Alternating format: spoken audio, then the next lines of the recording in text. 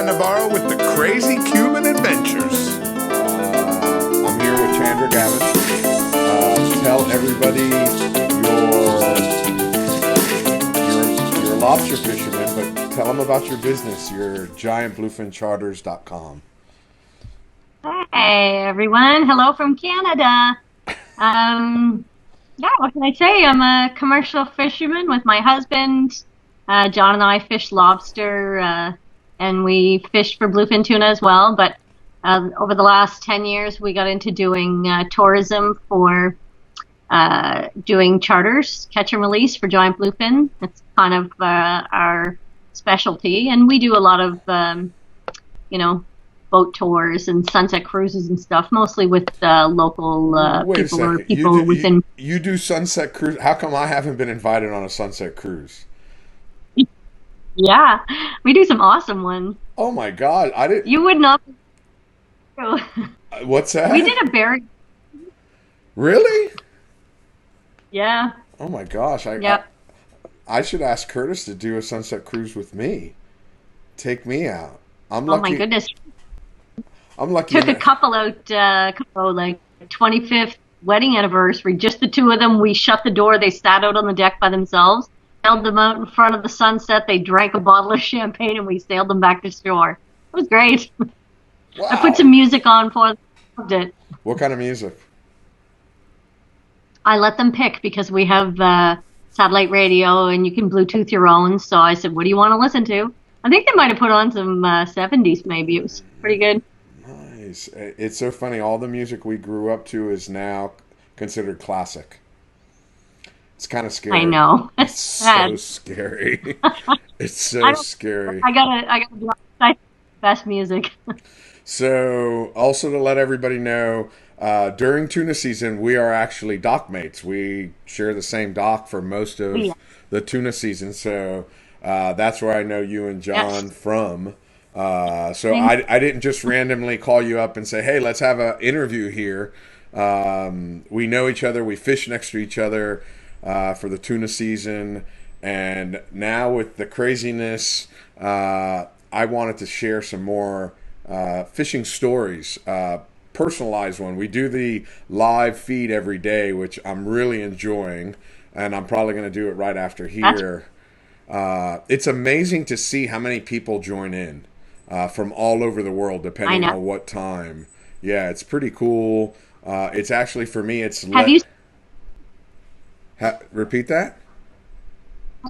have you seen a big increase in your following since you Unbelievable. started doing those daily?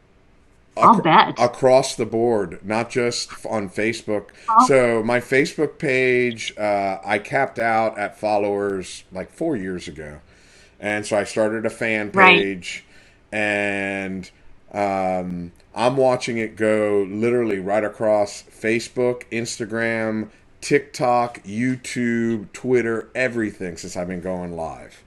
And That's then awesome. now, and I'm going to say it here because I know you have kids. Tomorrow we are going live. There's a school teacher out of northern Georgia. She is Yeah. actually been emailing out questionnaires for kids to ask questions, and we're going to go live on Instagram Mhm. tomorrow. So if you want, I can send you a Nice. link, and if your kids want to send in questions, and if it's something that's Awesome. successful, we're going to do that every week until this thing is over. Well, I lost you there for a second. We're gonna do this live feed just to get the kids involved. I mean, I'm really big on letting people know what we do as fishermen. It's a Yeah. big deal for me because there's a lot of kids, they maybe they don't want to go to college, or maybe they do and they just don't want to get into debt. So there's a whole industry. You don't even have to be a fisherman. You could be a mechanic, a painter, you can be a carpenter. There's so much work out there in our industry. Um, it's amazing, and our industries have crossed because you're commercial. I've made most of my living on recreational, and listen, a boat mechanic is a boat mechanic. It doesn't matter what you do. If you want to be a mechanic, you don't want to work on a car, work on boats. So I'm really big on introducing that to our next generation. Absolutely. So, but one of the things I wanted to talk to you about, and I talked with Jack Vitek at the IGFA yesterday, was the fact that you have a couple of world records to your name, and I know there's been a couple of times, and I have plenty of pictures of you guys trying to catch some world records. So, how many bluefin world records do you have right now?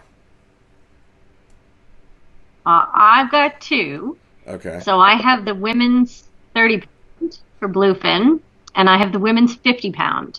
Okay, and how big? And I can't even count the number. I've tried to redo them. Now, how big is your 30-pound record? 406. And That's just a little tiny one. And what is your 50-pound record? 545. Still a little tiny one. Just barely bigger. Wow. I know. Here I am trying to break records, and all I can catch are the little ones. It drives me crazy. Wow. Now, correct me if I'm wrong, your daughter has one as well? She does, yeah. She's got the junior female. Okay, and how big was that? Hers was 618. Whoa. Your daughter caught one bigger than you? Yeah, I cannot seem to beat her. Oh, my God. I've tried. Oh, my God. Now, how old was she when she broke the record? She was 12 when she did that. Okay.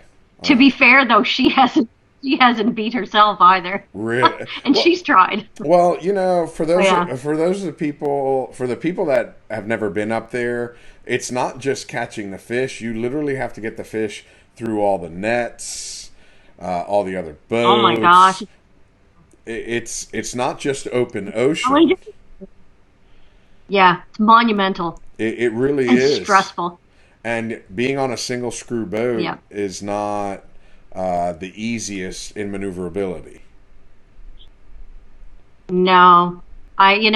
John, my husband John does the driving for me. Uh-huh. And we also want to do the men's 30 pound and the men's 50 pound. And I would like John to have a record. Uh-huh. But every time I put somebody else behind the wheel, John just knows that boat so well.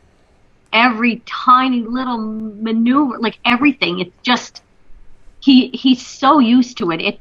It's much easier for him than somebody else. Absolutely. And so every time I take him off the wheel and put him on the rod, I'm like, damn it, you need to get back to the wheel. Now, it's tough.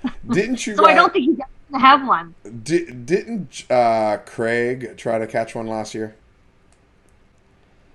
Well, that's our plan B, because I can't spare John from the wheel.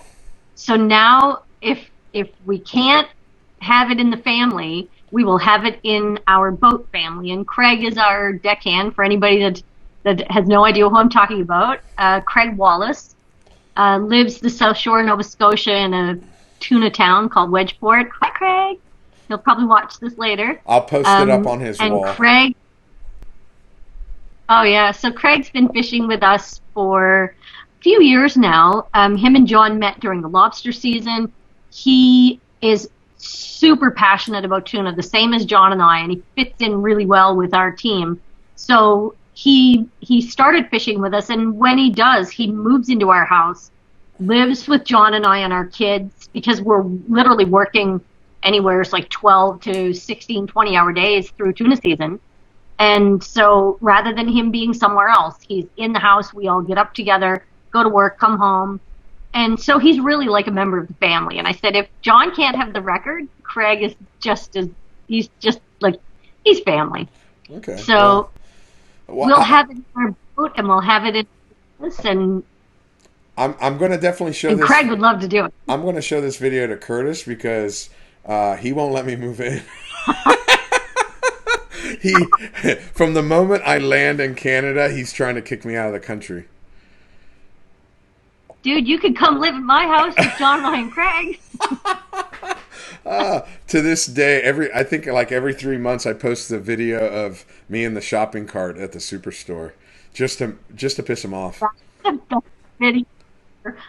Yeah, I think I love that video. It's awesome. I think in the grand scheme Face. of things, he is not used to somebody teasing him. He's used to the one being the one that teases everybody.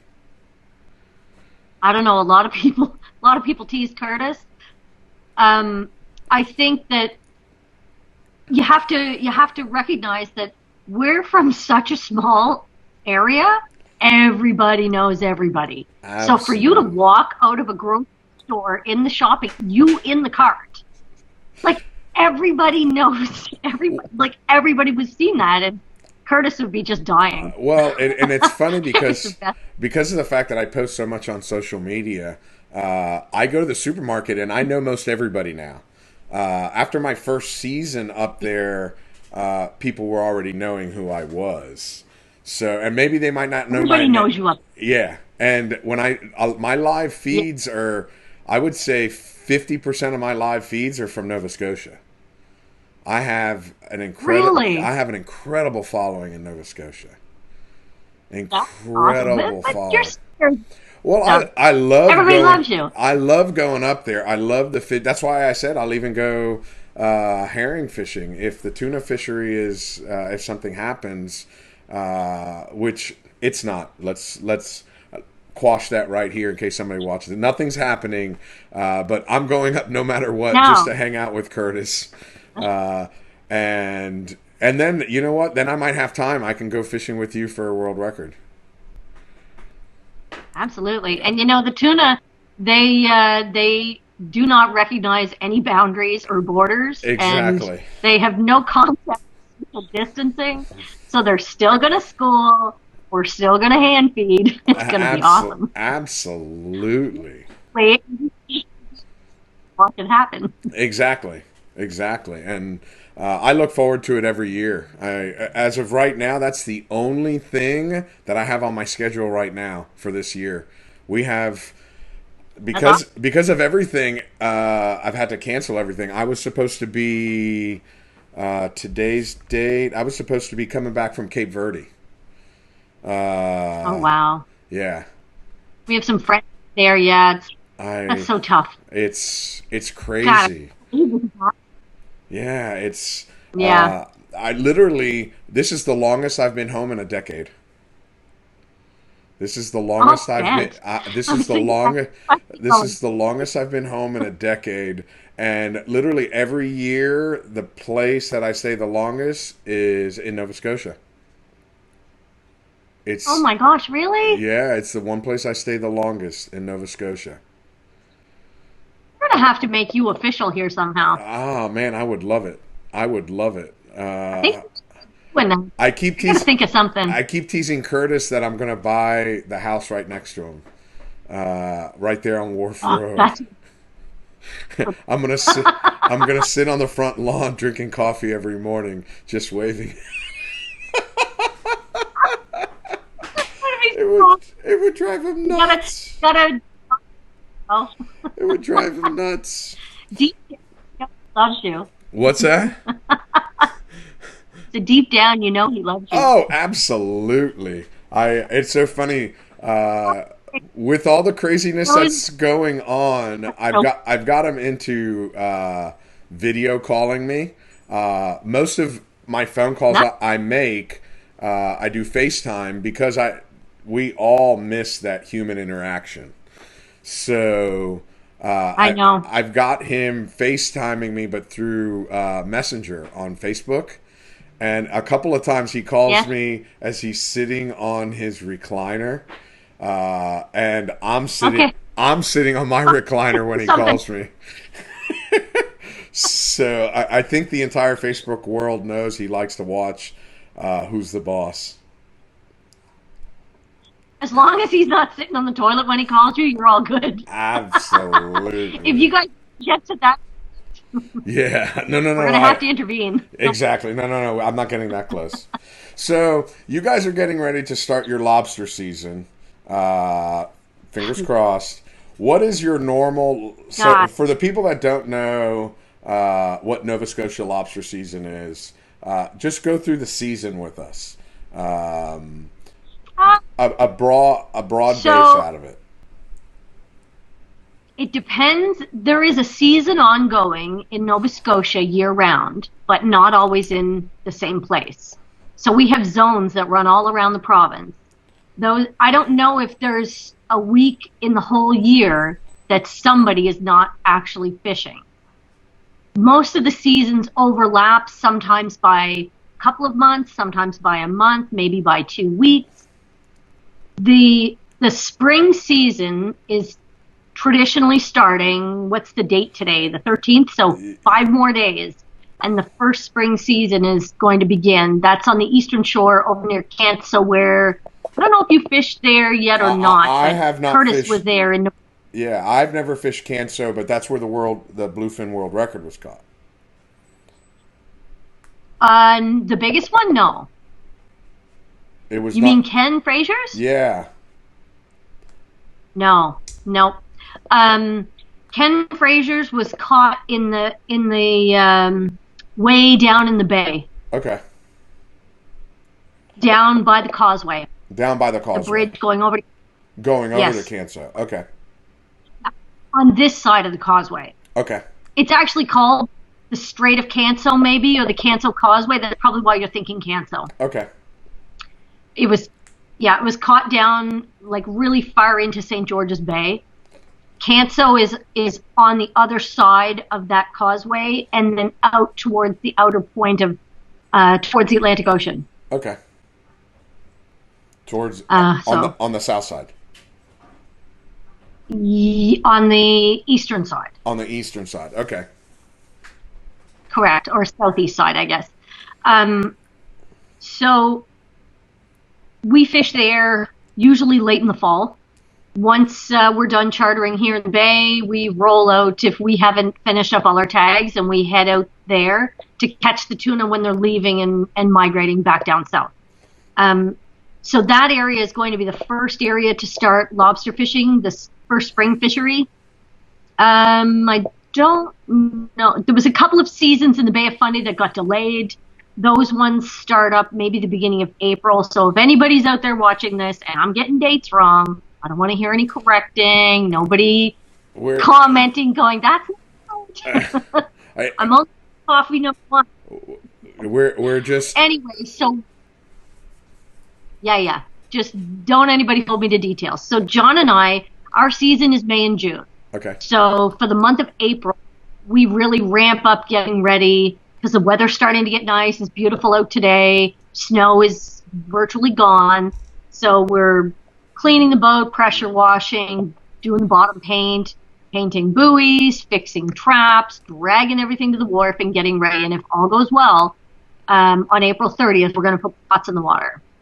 Not if. If all goes well. When. When it goes well. Well, I am always an optimist, so I'm assuming that we're going. Okay. I have been known to be wrong, like maybe once or twice. John would say that. So we don't have a 100% definite yet, though. We're supposed to know by the end of this week. Okay. So I am waiting on an official word from the federal fisheries minister. I suspect we're going. Okay. And again, this is not official. We're just telling stories here. Yeah. That's, No, that's right. That's the I biggest mean, thing. there's the market for lobster right now is pretty questionable. So it's really difficult to know what's going to happen once all these extra boats start hitting the water, and there's a lot of lobster from these areas landed in a short, like 2.5 months or so. So it may prove to be really challenging. I don't know what it's going to look like this year. No idea. It's going to be interesting. It's Yeah. across the board. It'll be It's not just records. lobster. It's all kinds of fish. I hear there's a Yes. couple of fish houses that are. I hate to use the word stocking up, but all the scallop fishermen are bringing in the scallops, but there's no market for it. So That's crazy. it's I love how you call them scallops too. scallops. Is Scallops. that scallops? How do you say pecan? Solid. Do you say pecans or pecans? Pecan. Yeah, I think down south they call them pecans. Tomato or tomato? You say tomato. Okay. How about potato? Pasta or pasta? Pasta. Oh, it's pasta. Pasta. Do you call Potato. it? Yeah, do you Carly makes fun of me all the time for saying pasta. Do you call it soda or pop? I call it soda, but I think I'm an abnormality because everybody, like my kids, all call it pop. Okay, and Smarties or M&Ms? Okay, don't even talk about your Smarties. It's all Smarties. Oh, me and Curtis get into arguments every day about it. I provide all the snacks on our tuna charters, and there's always chocolate because I need to have a little chocolate snack, and so it's so close to Halloween that all those little boxes of Halloween-sized bars are in the grocery stores. So there's always a lot of them on the boat. And the first time I offered a box of Smarties, I think it was oh my goodness. Now I'm struggling for a name, so I'm not gonna name. Anyway, I offered them to a client. I said, "Would you like some Smarties?" Or I said, "Do you want some chocolate?" And they were like, "Oh, what kinds?" And I'm digging them out, and I'm like, "Well, there's Kit Kats and there's this and that." And I'm like, "There's Smarties," and they're like, "Smarties," and they're like, "That's not Smarties." And I'm like, "Yes, it is." And they're like, "No, it's not. Your Smarties are rockets. You guys are nuts." So, for those that are listening, Smarties is the Canadian M&M. No, they don't even taste the same. No, they taste different, but it's so funny because there's a lot like Coffee Crisp. There's so many different ones that are similar but different. Your Coffee Crisp is not the same as ours? We don't have Coffee Crisp down here. What? No, Really? We don't have Coffee Crisp down here. Yeah. I do know from our clients we have an incredible amount more potato chip flavors. And they're weird, apparently. There is one, I think it's called the Dutch House. Their salt and vinegar is by far my favorite. It's so good that, which is not hard, but I will actually hide the bag and eat the whole thing. Do you not have salt and vinegar chips? We have salt and vinegar chips, but not the brand that you guys have up there. We have salt and vinegar. It's that one brand that when Curtis goes shopping or Pam goes shopping, I have my own stash. Yep. I like snacks too. Yeah, when Sam Peters comes up here chartering, his goal is to try as many different flavored chips as possible. So the boat is loaded with chips, and we're eating things like butter chicken chips and sour cream and bacon chips God. Baked potatoes and everything. So we'll have like maybe 10 bags open and everybody just sampling, and because he just thinks it's amazing. So that's his goal when he comes fishing here. Hi, chips. Sammy. I'll make sure I post it up on his wall so he sees it too. Now, here's a little tidbit of information that you may or may not know. Until I started fishing in Canada, I had never seen leaves change. What? Yes. My first season up there, I walked out, I looked, I'm like, what just happened? I had never seen leaves change. Huh? Yeah. They're beautiful. My fall, for most of my career, I had been in the Caribbean. So I would stay in the Caribbean depending until November, December. So by the time we get back to Florida, it's just wintertime. And I went fishing and up there, and one day, and it seems like it happens just overnight. Yeah, we'll see like one tree where the leaves will change, and then boom, it's done. Yeah. They're all done. They're all like, oh, it's time. It just changed. And last year was weird because you guys got hit by Hurricane Dorian, and so there was a lot of trees that were windblown. They were already brown when I got up there. Yeah. Yes. Yeah, so Hurricane Dorian was pretty. It made everything kind of weird. Yeah, absolutely. They near tore the roof off my house. I had to get my whole house roof redone. Now, Just the shingle, don't you guys? not the wood. Aren't most of your winter storms pretty strong? Well, they seem to be stronger all the time. It seems like it's been blowing for like 2 years now. They're strong, but the difference is like we'll get really high wind, but it's when it stays. Okay. When it starts blowing that speed and just not stop. That's when you start losing things and stuff starts blowing down. Like gusts are one thing, and we can get some pretty gusty wind, but if you have it gusting at that speed, I think that's what makes a hurricane different from all our really just windy days. Sustained winds. Yeah, exactly. Does it every time. So let's go back to your world records really quick, because I know I could sit here because I've sat there on the dock with you and talked for hours. So, but I want to talk about your world records a little bit. What made you decide to go after world records? Actually, Bert Bouchard. Really? Like, I'm gonna call him out. Bert saw the potential here. Like, we've gotten started doing catch and release for bluefin, but I'm not exaggerating when I tell you that we really underestimate what we've got here, the potential of what we've got. So a lot of these records were small fish compared to what we've got here. And if, like, the IGFA used to be followed more around here back in the 70s.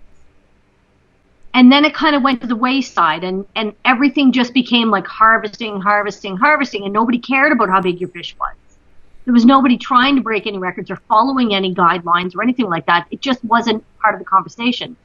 When we started, when the catch and release started and tourists started coming here, people that were really into the IGFA and following those guidelines, they were like, oh my God, like, look at these record fish everywhere. And so the excitement kind of, they instilled it in us, and so Bert was the one that kind of put it in our head. He was like, you guys could totally blow these out of the water.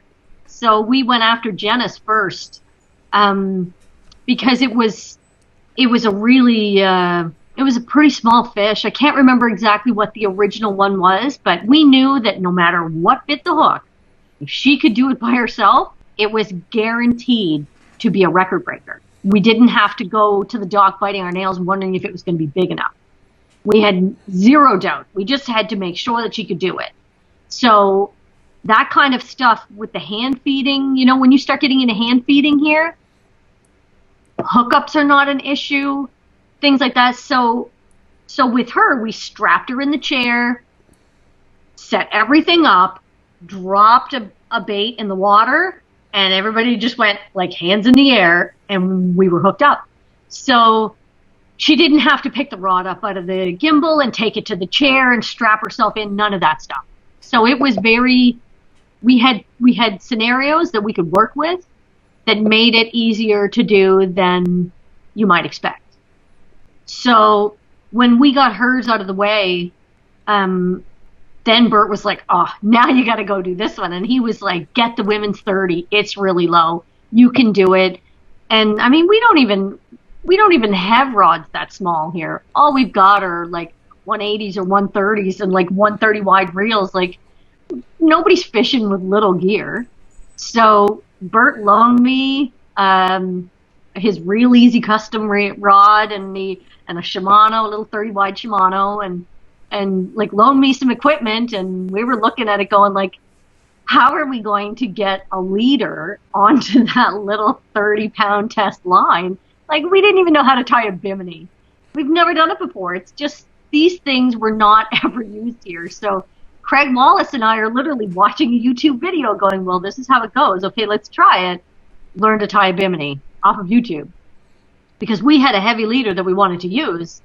But your line and your double line and all that, it's got to be that 30-pound test. It's tiny line. Yeah. Anyway, so we also wanted it to be a kite bite. because the line is really small and we wanted to have it out of the water as long as possible, like multiple reasons. Anyway, so we were able to do it. But I think we lost the first one. We fought 3 fish that day. Lost the first one. It bailed. Like the hookup it came so quickly. I wasn't even ready. I was on the telephone talking with our boat, the guy that does boat repairs for us. I had the harness on, but I didn't have the knee plate on. And the guys are out on the deck screaming, "We're bit." I didn't drop the phone. I didn't even hang it up. I went running out and I'm trying to clip in. So by the time I got the rod out of the holder onto me and strapped in, and I'm trying to get back this line, like that fish was long gone.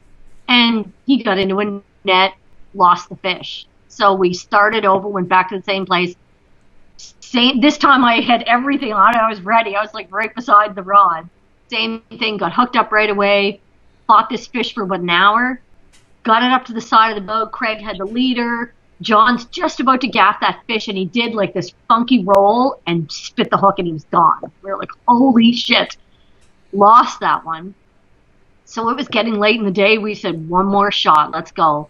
Because the weather was really good, and, it can get because of the geographical area, when it gets breezy or windy here, we get a chop it can pick up in a quickly, you know what I mean? And it's really short. The time between waves is only a couple of seconds.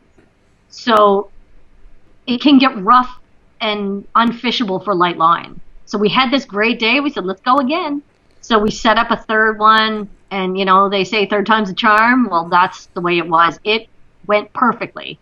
And the fish was great, stayed on the surface. We just ran them down. Like, it couldn't have been any better. But the fish that we ended up getting was probably about 300 pounds smaller than the one we lost. Wow. Like that lost was a beautiful fish. We figured it was somewhere around 7. Would have been dreamy had I had that one. But what do you do when they do that to you, right? That's why it's called fishing and not catching. Yeah, exactly. So when we went back to the dock with this one, I was like, I could hardly breathe when we hoisted that fish. I thought for sure it wasn't going to beat it. It was. I can't remember what I beat it by, but it wasn't much. Really? Maybe 50 pounds, something. Yeah. Oh wow. Yep. It might have been about 50 pounds. Okay. So it was pretty close. Like I was going, holy cow! Like I don't know if this one's going to do it. And then the same thing again when we did that 50. That fish, I might have been 20 pounds heavier than the record I was trying to break. I wasn't far off again, and it was a nail biter. Like. I didn't know if I was going to get that one or not. You don't know. We've got rules around harvesting here that you get a fish up to the side of the boat and that's your fish. Exactly. So explain that to everybody. People that don't know or have never fished up there, explain that rule. You can't just cut the fish loose.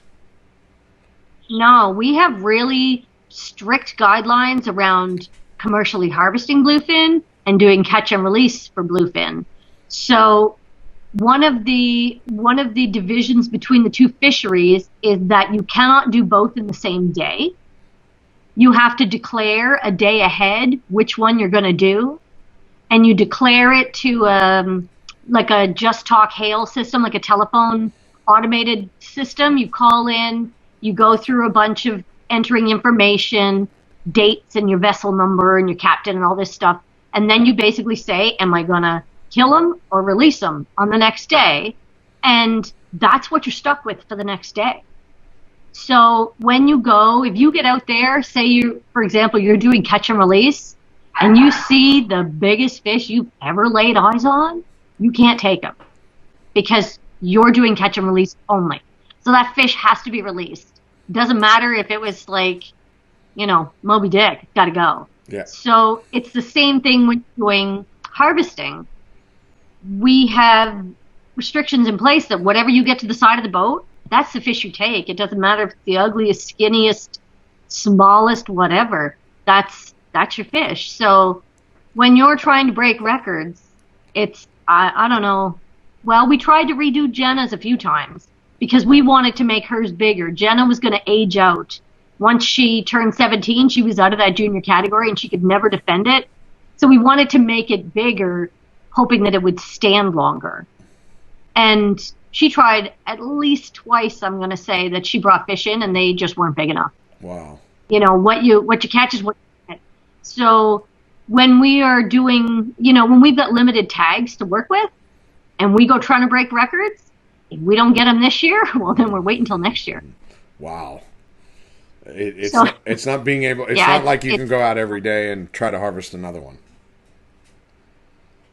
No, and it's heavily restricted. I mean, you've got pretty significant fines and charges if you were to be caught, like, basically going, no, not big enough, I'll cut him free. Oh, he's not big enough, cut him free. Oh, he's not going to make it, cut him free. Yeah, you can't do that. It's very well managed. Yeah. Yeah, it's tough, but it's very, very well managed. Absolutely. Like, I don't know if I'd say it's the most heavily restricted in the world, but I'm probably right if I said that. I wouldn't I wouldn't argue. I wouldn't argue with you. Not many people would. It is pretty tough. Even now, explain to everybody. Hold on, as I fill my water glass. Explain to everybody what the catch and release rules are, because there's a lot of catch and release rules. Yeah, those have been, prior to 2010, there was no catch and release in Canada for bluefin at all. So it was highly illegal for you to be catching and releasing. You just couldn't do it. There was a group of fishermen petitioned to get a catch and release fishery. They petitioned the federal fisheries, the federal government, got this fishery put in place. But because it's never happened before, they had no guidelines to work with. They didn't know, can we safely play with these fish and let them go? Will they swim away to come back another day? We didn't know anything. We knew that there was lots of it happening in the rest of the world, but when you're dealing with government, they're like, I don't care what you say, show me, prove it. So the guidelines have been modified over the last 10 years. Some studies have been done in Canada to provide some data to base regulations on. So currently, the state that we're at now, we're allowed to catch and release 3 fish in one trip. You're allowed 1 trip per day. There is no time limit on how long you can fight that fish. But we do have written in our guidelines that once you reach that 60-minute mark, your captain and crew have to take whatever measures they feel will get that fish back to the boat as quickly as possible. Whether that's if the angler feels they can't do it, that you remove them and somebody take over, or you help them reel if they can't do it, or your driver gets very aggressive with the captain, the driver gets aggressive with his driving techniques, whatever. Your goal is to get the fish back pronto, and we have training courses on handling the fish before you release it. Did you just use Spanish? Did you say pronto? You did. Yes, I did. You did use Spanish. I just want to say I'm proud. Keep going. I didn't want to interrupt, but you spoke Spanish. So here's just a very quick little aside. I meet with my girlfriends that are all across the country, high school girlfriends, once a year. We have a weekend in May. We've had to cancel it. Every year when we have this, we all set a goal for ourselves for the year. And then the next year, we basically hold each other accountable. So how did you do with your goal? Did you achieve it? And for the last 2 years in a row, my goal had been to learn Spanish. Okay. And every year I'd go back and I'd be like, no, didn't do it yet. So guess who's learning Spanish while we're in lockdown? Yes. Me. So this year I can ask you questions over the radio in Spanish? I'm going to work on it. Yep. So anyway, I've been learning it too. Learning is easy. It's being comfortable enough to actually go out and talk it out loud. Well, we're going to have a chat in the fall. Okay, I'm looking forward to it. I can't wait. I know. Let's see. What So did we miss? the Anything? guidelines. Yeah, talk about more about the guidelines. I don't think I've missed a whole lot. We have restrictions on the line strength of your backing line. Uh-huh. It can be, I'm not even going to quote it because I can't think of it off the top of my head, so I'm not going to throw a number out there. But we have a restriction on the line strength of the backing. There is not a restriction on the leader. Or maybe it's the other way around. I think it's the other way around. Might be the other way around. Good. I usually know this stuff because I've been in it since 10 years. I believe I should know. Leader cannot be less than 150. Maybe 180. Okay. Maybe it's 180. But numbers. Because you're in front of me. Because your line you broke the world record, and that's 30 pounds. So well, keep in mind when we're doing, we don't have any of those restrictions. Okay. Oh, okay. That None. Makes sense. No line, no leader restrictions. There's nothing on that when we're harvesting. Okay. It's only catch and release where we get into these guidelines. And it makes sense. They want the least amount of interaction with the fish as possible. Right. So basically they put us through training courses so that, they can feel confident that everybody knows how to get the fish in quickly, handle it properly, and get it released healthy. Because your goal is that these fish are going to live and that you're going to be able to do this again and again and again and again, Absolutely. So, yeah, we've got a lot of restrictions on being able to get out there and do catch and release. And it seems to be working pretty good. There's a lot of people that get the opportunity to see not just a bluefin, but a true giant bluefin tuna. Yeah, you guys definitely don't grow them small up there. Funny story. So one time John and I actually just recently posted a picture of this fish on my Facebook page. I did that 10-day fishing challenge thing. So John and I and a buddy of ours went out to commercially harvest. I think this was back in 2010. And we were hand feeding like for 2 hours straight. Explain to everybody what hand feeding is. I know what it is, but not everybody may know what it is. So hand feeding would be where the school of bluefin come up to the surface and you toss a fish out on the water and they go, hey, thanks, and they eat it in front of you. It's literally right there. Literally right there. And you might have giant schools of them. So you might be looking over the side at an endless vista of like 1,000-pound fish. Or where the smallest fish is 500 pounds and all you can see is like a fishbowl full of them. So every year we are guaranteed that the fish are going to get into hand feed. I don't think there's been a year it hasn't happened. So we can expect it. We don't know exactly when it's going to happen, but it is the biggest spectacle you'll ever see. I think awesome. It's what it is, and it's what most clients are like. It's catching a giant is on their bucket list, but then once they know what happens here, that becomes their new bucket list, is to be able to hand feed. Absolutely. So when you see this, it's you don't even want to catch them at this point. You just want to watch them because they're incredible. But when you do want to catch them and they're hand feeding, but they won't take your hook, it's the most frustrating thing in the world. It's so painful. Like, it makes me hate my job.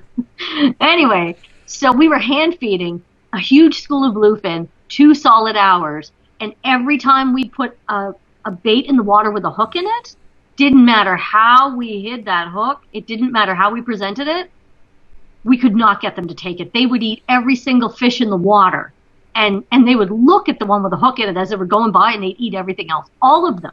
It was incredible and really frustrating. So we stopped feeding after about 2 hours because we were literally blowing through hundreds of pounds of bait, and we're like, this is terrible. So we stopped, we ate some lunch, and we were just tossing a little bit of chum over, and they came back.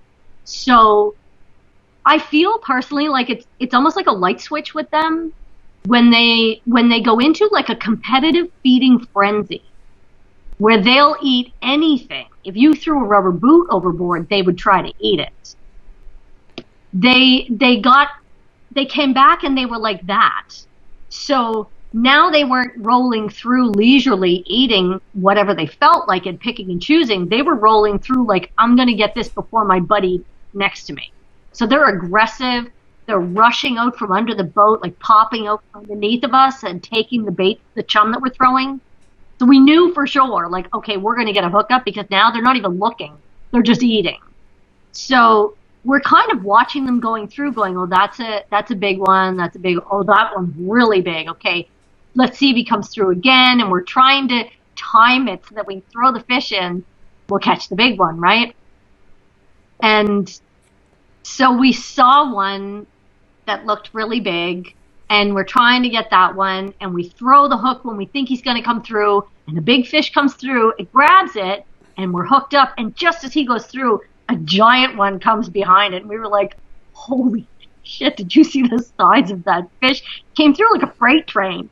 Anyway, at that point, there's nothing you can do about it. We're fighting a fish. We do this one, we catch it, we bring it back to the dock, and somewhere in my files I have a video of me recording that fish as it's being hoisted by the winch on the dock. And I'm literally, like, you can see the camera panning up, and I'm going, holy shit, it was huge. And I'm like, guys, this is a big fish. Like, this is a grander. Like, this is it. So anyway, we get the fish, lay it out on the pallet.